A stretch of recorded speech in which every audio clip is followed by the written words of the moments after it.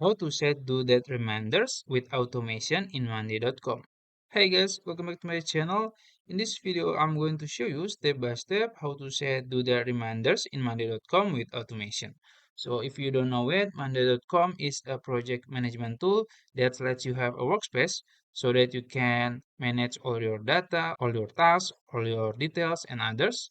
So first you can open your Monday.com dashboard and then go to your workspace and then you can choose the board you want to set the reminders. Let's say this is my board. I want to set the reminders. And as you can see, this is the timeline and the deadline. I'm gonna set do that reminders by click three dots here in the column. And then go to settings. And then as you can see, there is set do that reminders. You can click it and then in this page, you can set the automation. You can choose the task status. I'm gonna choose is done. And then for the notification message, you can set it up. Maybe you can choose item name and then board name. And then you can type the message.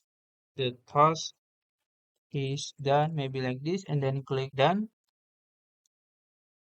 And then you can choose the someone you want to get notification, maybe team members and yeah, you can choose whatever you want and then click create automation and it's done. As you can see, this is the automation and it's active.